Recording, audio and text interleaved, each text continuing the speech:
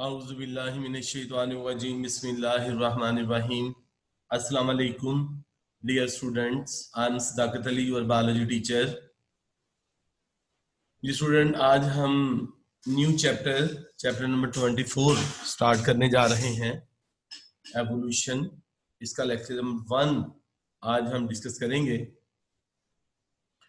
ये बहुत important chapter है कॉन्सेप्ट के लिहाज से, एवोल्यूशन के लिहाज से। अल्लाह पाक कुरान पाक में फरमाते हैं, वहुवल्लज़ी अंशअकुम मिन नफ्सिन वाहिदा। तर्जुमा, और वही तो है जिसने तुमको एक शख्स से पैदा किया। And he is who had produced you from a single being. तो ये इस आयत मुबारका को हमारे उलमा इकराम जो कि मुख्तलिफ मकातिब फिक्र से ताल्लुक रखते हैं, वो बहुत ही जामे अंदाज में इसको बयान फरमाते हैं, इसकी तशरीह फरमाते हैं। इसके साथ साथ मुख्तलिफ अंदाज में, यानी कि साइंस के लिहाज से, मजहब के लिहाज से, हर लिहाज से हमें एवोल्यूशन का कॉन्सेप्ट कुरान पाक से मिलता है।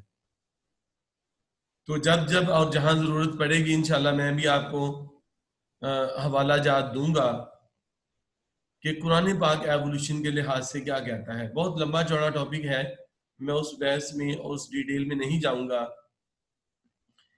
तो एवोल्यूशन है क्या? What is evolution? Evolution refers to the processes that have transformed life on earth from its earliest forms to the vast diversity that we observe today। यानी जो आज हमें अर्थ के ऊपर डाइवर्सिटी नजर आ रही है, वैरायटी नजर आ रही है ऑर्गेनिजम्स के लिहाज से, तो जब लाइफ का आगाज हुआ तो ये वाली डाइवर्सिटी तब मौजूद नहीं थी, तब सिर्फ सिंपल ऑर्गेनिज्म थे। यानी कि एवोल्यूशन के प्रोसेस से ही जो सिंपल लाइफ फॉर्म है आज हमें कॉम्प्लेक्स और डाइवर्स लाइफ फॉर्म में नजर आ रही है। एवोल्यूशन अगर हम लाइफ के लिहाज से देखें तो ये ग्रेजुअल चेंज है जेनेटिक मटेरियल में, और इसका इन्हिसार जो है वो interaction between the population of the organism और देयर इन्वायरमेंट, इन दोनों चीजों पर इसका इन्हिसार है। Evolutionary change is based on the interactions between population of the organisms and their environment.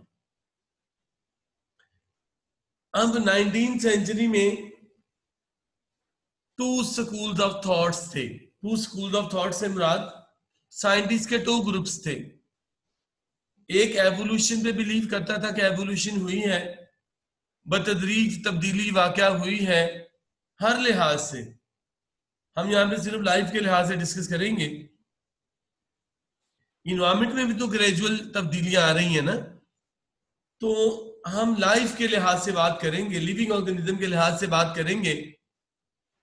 तो एक साइंटिस्ट का ग्रुप था जो कि एवोल्यूशन पे यकीन रखता था, और एक साइंटिस्ट का ग्रुप था जो कि स्पेशल क्रिएशन पे यकीन रखता था। तो theory of special creation and theory of natural selection, हमें ये 2 इसमें जो है वो चीजें मिलती हैं।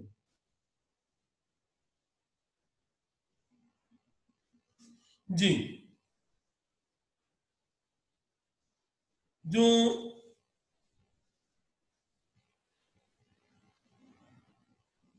साइंटिस्ट का जो ग्रुप था जो स्पेशल क्रिएशन के ऊपर यकीन रखता था, उनमें कार्लोइस लीनियस इसका नाम है कि कॉन्सेप्ट ऑफ स्पेशल क्रिएशन क्या था। Concept of special creation, theory of special creation से मुराद के नेचर ने ये जो हमें प्रेजेंट लाइफ फॉर्म नजर आ रही है ऐसे ही बनाया था, इनको ऐसे ही पैदा किया था, खास तौर पर एंड किसी खास मैकेनिज्म के जरिए नेचर ने इन तमाम लिविंग चीजों को ऐसे ही पैदा किया था। यानी कि अगर सिंपल है तो अल्लाह ने उसको सिंपल ही बनाया था, अगर वो कॉम्प्लेक्स है तो नेचर ने उनको कॉम्प्लेक्स ही पैदा किया था। ये साइंटिस्ट का जो ग्रुप था, ये जो साइंटिस्ट का ग्रुप ऑफ थॉट था, ये थ्योरी ऑफ स्पेशल क्रिएशन के ऊपर यकीन रखता था, जिनमें कार्लोइस लीनियस भी शामिल है। इसके बाद theory of natural selection. Natural selection से मुराद यानी कि नेचर सिलेक्ट कर रही है। कैसे?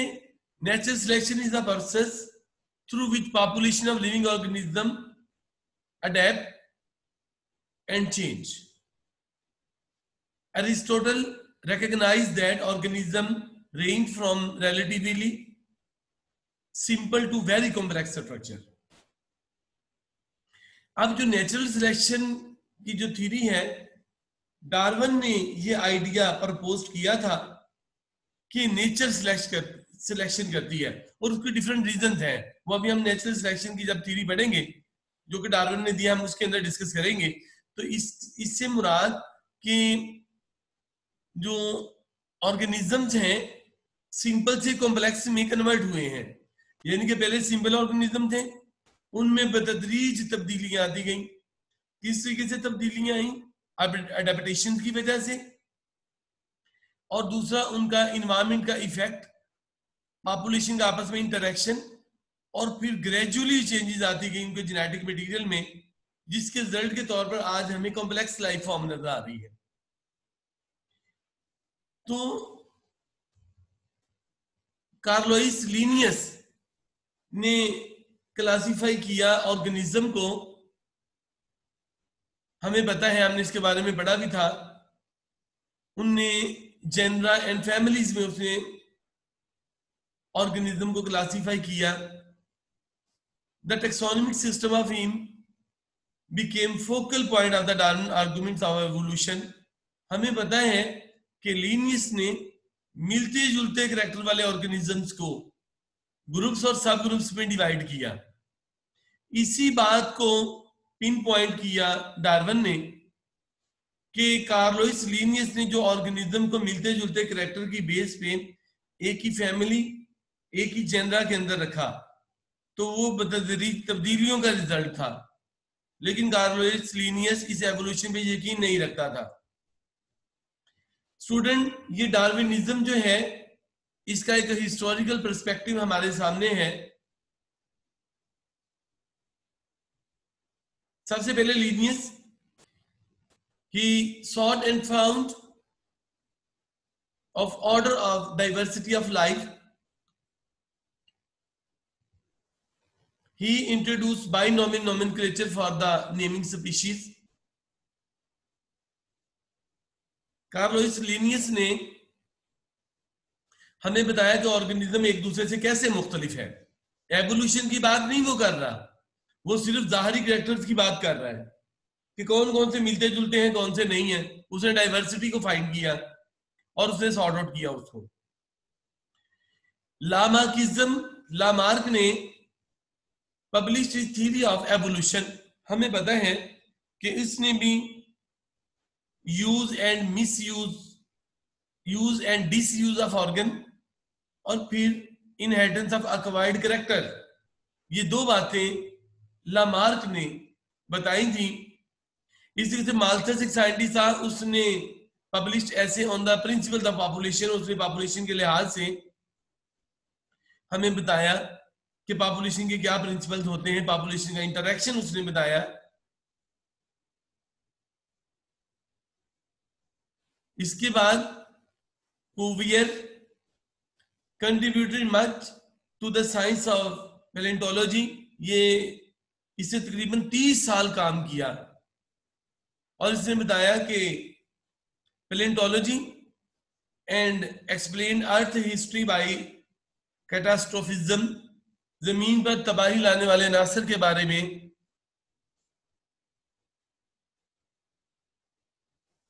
इसने बताया, और साथ साथ इसने फॉसिल्स वगैरह को भी स्टडी किया। इसकी बहुत ज्यादा कंट्रीब्यूशन थे, 30 साल का वक्त है इसका। लॉयल, इसने पब्लिश प्रिंसिपल ऑफ जियोलॉजी, अर्थ को स्टडी करता था, इसने अर्थ की लेयर्स वगैरह के बारे में बताया। और डार्विन, जिसका सबसे इंपॉर्टेंट काम था, उसने वॉयज ऑफ द बेगल, इसने यहाँ पे आइलैंड का सर्वे किया। आगे हम नेक्स्ट टॉपिक में इंशाल्लाह इसको डिस्कस करेंगे। और साथ इसने ओरिजिन ऑफ स्पीशी के बारे में इसने एक कंप्रिहेंसिव नोट लिखा। इसके बाद मेंडल ने जो कि इनहेरिटेंस के इसने रूल्स बताए, और वेलिक जो बहुत इंपॉर्टेंट साइंटिस्ट था जो कि बिल्कुल सेम काम कर रहा था जो कि डार्विन कर रहा था, इसने अपनी थ्योरी ऑफ जो थी ओरिजिन ऑफ स्पीशी के लिहाज से ये भी इसी के ऊपर काम कर रहा था वेलिक, तो इसने ये थ्योरी डार्विन को सेट की थी। तो ये कुछ साइंटिस्ट की कंट्रीब्यूशन थी, इनकी अचीवमेंट थी एवोल्यूशन के लिहाज से कि इन्होंने कौन कौन से काम किए और अल्टीमेटली डार्विनिज्म ने जन्म लिया। राइट साइंटिस्ट स्टूडेंट्स, नेक्स्ट हमारा बहुत इंपॉर्टेंट टॉपिक है evolution from prokaryotes to eukaryote. कि पहले जब यहाँ पे इस प्लेनेट पर लाइफ का आगाज हुआ तो उस वक्त प्रोकैरियोटिक ऑर्गेनिज्म थे, तो प्रोकैरियोटिक से फिर आहिस्ता आहिस्ता यूकैरियोटिक ऑर्गेनिज्म कैसे वजूद में आए, ये हमारा आज का बहुत इंपॉर्टेंट टॉपिक है। साइंटिस्ट रिसर्च के जरिए हमें बताते हैं कि hydrothermal vents is a fissure on the sea floor from which geothermal heated water discharges. ये गहरे समंदरों में गर्म पानी के सुराख चश्मे होते हैं जहां से ये साइंटिस्ट कहते हैं जी लाइफ का आगाज हुआ था। Hydrothermal vents could have supplied the energy and the raw material for the origin and survival of the early life form. उनका यही एनर्जी थी जिसने सपोर्ट किया लाइफ को सरवाइव करने के लिए। इसकी एग्जांपल आर्चियोबैक्टीरिया है जो कि इन हाइड्रोथर्मल वेंट्स में अभी भी रहते हैं और 120 डिग्री टेम्परेचर को टॉलरेट कर सकते हैं। इसी बैक्टीरिया से हम डिफरेंट तरह के एंजाइम भी सेपरेट करते हैं जो कि हाई टेम्परेचर को टॉलरेट करते हैं और हम इनको डिफरेंट प्रोसेसेस में इस्तेमाल करते हैं। इन एंजाइम का नाम जैसे टैक पॉलीमरेज, इनको हम नेक्स्ट इंशाल्लाह डिस्कस करेंगे। तो साइंटिस्ट कहते हैं जो पहले लाइफ का आगाज हुआ था वो हाइड्रोथर्मल वेंट्स में हुआ था, जो गहरे पानियों में समंदर में गर्म पानी के जिस तरह चश्मे होते हैं, तो उस वहां पे लाइफ अभी भी एग्जिस्ट कर रही है और वहीं से कहते लाइफ का आगाज हुआ था। In early life nutrients were limited. जब यहां पे लाइफ का आगाज हुआ तो यहां पे अल्ट्रा वायलेट रेडिएशन हर वक्त आ रही थी सन से, बहुत क्रूशियल किस्म का इन्वायरमेंट था, सी का टेम्परेचर बहुत ज्यादा था, इन्वायरमेंट का टेम्परेचर बहुत ज्यादा था और फूड बहुत लिमिटेड थी। अब जब ऑर्गेनिज्म का आगाज हुआ, आगाज किस वजह से हुआ? अल्ट्रावायलेट रेडिएशन की वजह से हुआ। आगाज किस वजह से हुआ? हॉट वाटर स्प्रिंग की वजह से, जो कि समंदर का पानी बहुत गर्म था उसकी वजह से हुआ। तो सबसे पहले डीएनए का मॉलिक्यूल बना, उसके बाद आहिस्ता आहिस्ता जो खींच तान के ऑर्गेनिज्म बना वो prokaryotic organism, bacteria like organism थे। तो जहां पे फूड की सप्लाई, न्यूट्रिएंट्स की सप्लाई कम थी, अब जैसे जैसे ऑर्गेनिज्म बढ़ रहे थे, बन रहे थे इन अल्ट्रावायलेट रेडिएशन की वजह से, उस इन्वायरमेंट की वजह से, तो यहाँ पे फूड की और जरूरत थी। आहिस्ता आहिस्ता फोटोसिंथेसिस का आगाज हुआ। जो फर्स्ट ऑर्गेनिज्म थे ये हाइड्रोजन सल्फाइड इस्तेमाल करते थे और कार्बन डाइऑक्साइड यूज करते थे शुगर फॉर्मेशन में। आज भी हमें बैक्टीरिया मिलते हैं, बैक्टीरिया के अंदर जो फोटोसिंथेसिस का प्रोसेस हो रहा है वो कार्बन डाइऑक्साइड और हाइड्रोजन सल्फाइड को ही यूज करते हैं, जो कि इसकी एक बहुत अच्छी एग्जांपल है कि उस वक्त ऑर्गेनिज्म ने जिन्होंने फोटोसिंथेसिस का प्रोसेस स्टार्ट किया उन्होंने यही वाली गैस इस्तेमाल करते थे, हाइड्रोजन सल्फाइड और carbon dioxide. Later on water was utilised by the organism. अगर हम हाइड्रोजन सल्फाइड को देखें, हाइड्रोजन सल्फाइड को, इसमें भी हाइड्रोजन है, और ये वाले ऑर्गेनिज्म सल्फर को बाई प्रोडक्ट के तौर पर रिलीज करते हैं। जो ऑर्गेनिज्म ने वाटर यूज करना शुरू किया, वाटर में भी इनको हाइड्रोजन ही चाहिए, हाइड्रोजन सल्फाइड की तरह, और ये वाटर की ऑक्सीजन बाई प्रोडक्ट के तौर पर रिलीज कर देते थे। जब ऑक्सीजन रिलीज होना शुरू हुई फोटोसिंथेसिस के रिजल्ट के तौर पर, तो ये ऑक्सीजन इन्वायरमेंट में एंटर हो गई। जब ऑक्सीजन इन्वायरमेंट में एंटर हुई तो रिड्यूसिंग इन्वायरमेंट कन्वर्ट हो गया ऑक्सीडाइजिंग इन्वायरमेंट में। बहुत इंपॉर्टेंट पॉइंट कि पहले ऑक्सीजन नहीं थी, रिड्यूसिंग इन्वायरमेंट था, हाइड्रोजन वाला इन्वायरमेंट था, लेकिन जैसे ही ऑक्सीजन इन्वायरमेंट में एंटर हुई फोटोसिंथेसिस के रिजल्ट के तौर पर, तो रिड्यूसिंग वाला environment, reducing environment oxidising environment में कन्वर्ट हो गया। फिर जब ऑक्सीजन लिबरेट होना शुरू हुई तो ऑक्सीजन के मॉलिक्यूल्स ने मिलकर ओजोन की फॉर्मेशन स्टार्ट की। इस ओजोन की लेयर की फॉर्मेशन की वजह से अल्ट्रावायलेट रेडिएशन की फिल्ट्रेशन शुरू हो गई, इनकी स्क्रीनिंग शुरू हो गई, और life became possible 420 million year ago. यानी कि ये ख्याल किया जाता है 420 मिलियन ईयर अगो लाइफ का आगाज हुआ इस प्लेनेट के ऊपर। First cell was eukaryotic cell, जो कि तकरीबन 3.5 बिलियन ईयर अगो ये पहला यूकैरियोटिक सेल बना था, और ये यूकैरियोटिक सेल ही रहे तकरीबन 2 बिलियन ईयर्स तक। 2 बिलियन ईयर्स तक। 1 billion is equal to 1000 millions. 1000 million के बराबर होता है 1 बिलियन। तो 2 बिलियन तक प्रोकैरियोटिक ही रहे, प्रोकैरियोट्स ही रहे इस प्लेनेट के ऊपर। फिर Aahista Aahista eukaryotic organism evolve हुए आज से तकरीबन 1.5 बिलियन ईयर अगो। यानी कि ज्यादातर यहाँ पे राज जो है वो प्रोकैरियोटिक ऑर्गेनिज्म का ही रहा, वही एग्जिस्ट करते रहे यहाँ पे। और देखें, ये हमारे दिन में एक बात आती है एवोल्यूशन के लिहाज से कि शायद एवोल्यूशन बहुत जल्दी हो जाती है, चेंजेस बहुत जल्दी आ जाती हैं। ऐसी बात नहीं है। एवोल्यूशन का प्रोसेस बहुत ग्रेजुअल प्रोसेस है, स्लो प्रोसेस है, और मिलियंस बिलियन ईयर चाहिए तब्दीली आते आते। देखिए, प्रोकैरियोटिक सेल थे पहले, यूकैरियोटिक सेल बनते बनते 2 बिलियन ईयर्स लगे।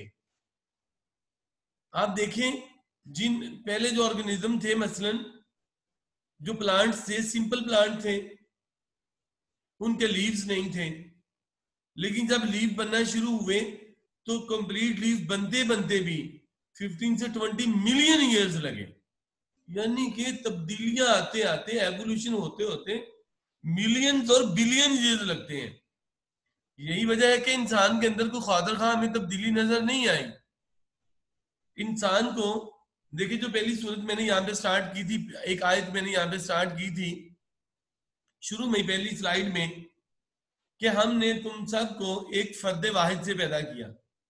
अब जो साइंटिस्ट हैं, जो हमारे उलमा इकराम हैं, जो मुख्तलिफ मकातीब फिक्र से ताल्लुक रखते हैं, वो कहते हैं कि इससे यहाँ पे एक मुराद ये है कि इंसान को अल्लाह ताला ने फर्द वाहिद यानी कि हज़रत आदम अलैहिस्सलाम से पैदा किया।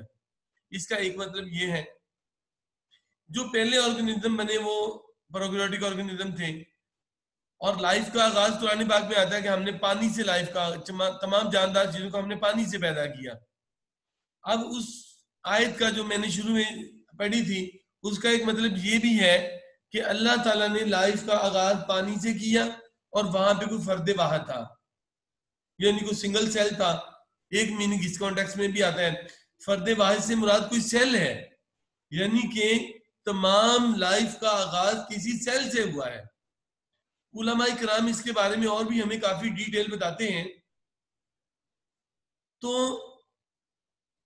Eukaryotic cell 1.5 billion year ago वजूद में आए थे। अब ये जो प्रोकैरियोट से यूकैरियोटिक ऑर्गेनिज्म का बनना, इसके लिए 2 हाइपोथेसिस हैं। एक है एंडोसिम्बायोट हाइपोथेसिस, एक है मेम्ब्रेन इन्वेजिनेशन हाइपोथेसिस। तो स्टूडेंट हम जानते हैं कि अभी जो हम 2 हाइपोथेसिस डिस्कस करने जा रहे हैं, हाइपोथेसिस एक फर्ज की हुई बात होती है, एक अनटेस्टेड स्टेटमेंट होती है जो कि ऑब्जर्वेशन पे बेस करती है, और ये ट्रू भी हो सकती है, फॉल्स भी हो सकती है। Hypothesis is an untested statement based on observation and may be true और फॉल्स। एंडोसिम्बायोट हाइपोथेसिस जो है, endo mean inside, SIM mean इकट्ठी, बायोस मीन लाइफ, अंदर दो लाइफ इकट्ठी रह रही है। अभी मैं डिस्कस करूंगा, आपको बताऊंगा कि एंडो इनसाइड, सिम इकट्ठी, बायोस लाइफ कैसे रह रही है। और सेकंड जो हाइपोथेसिस है, from prokaryotes to eukaryotes, membrane invagination hypothesis है। तो जो एंडोसिम्बायोट हाइपोथेसिस है, इसके मुताबिक according to this hypothesis the aerobic bacteria form following structure within the eukaryotic cell. यानी कि एंडोसिम्बायोट हाइपोथेसिस जो है, अगर हम इसके ऊपर गौर करें, देखिए आपके सामने कि पहले प्रोकैरियोटिक अमीबाइड सेल थे, यानी कि ये सिंपल से सेल, वहां पे इस इन्वायरमेंट में जहां पे ये रह रहे थे, यहाँ पे फूड की शॉर्टेज हुई।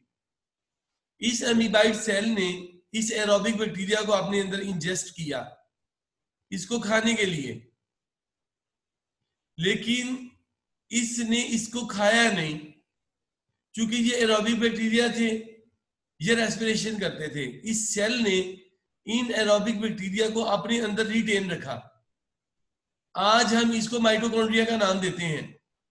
तो माइटोकॉन्ड्रिया असल में सेल का ऑर्गेनल नहीं है, ये किसी दौर में अमीबाइड सेल ने अपने अंदर एरोबिक बैक्टीरिया को इंजेस्ट किया था, और इसको डाइजेस्ट करने के बजाय इसको अपनी बॉडी के अंदर रिटेन रखा।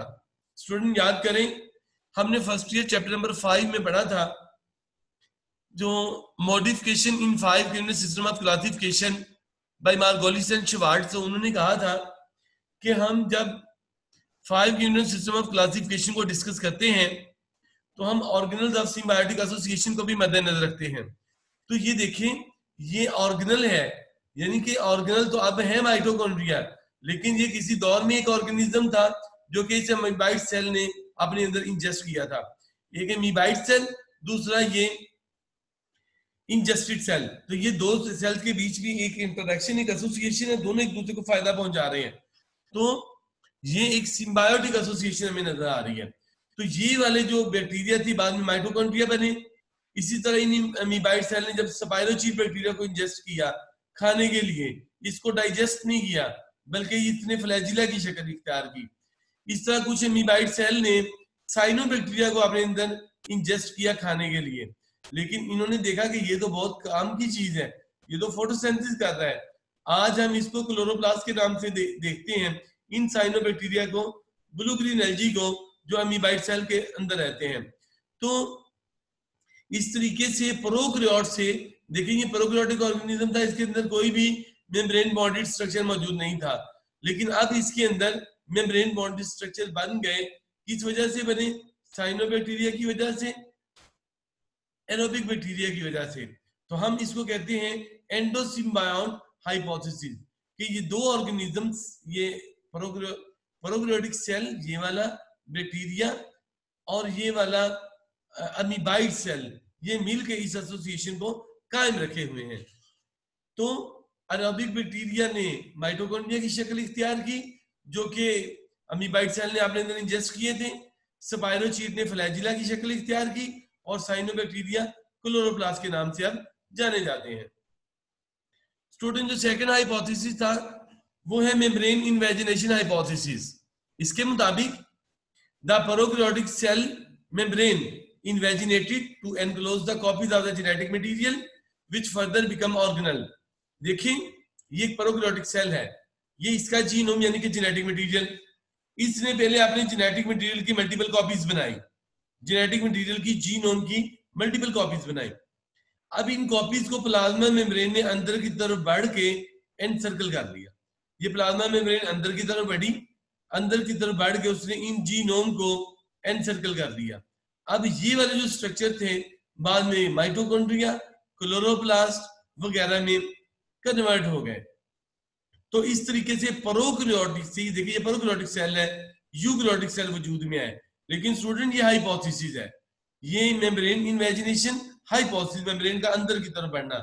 हम वसूख के साथ बात नहीं कह सकते कि आया यही वाला प्रोसेस हुआ है कि कोई और प्रोसेस इन्वॉल्व हुआ है, नेचर ही बेहतर इस चीज को जानती है। तो ये 2 हाइपोथेसिस हमने डिस्कस किए, endosymbiont hypothesis and membrane invagination hypothesis. Next lecture के साथ आपकी खिदमत में फिर हाजिर होंगे, तब तक के लिए इजाजत, अल्लाह हाफिज।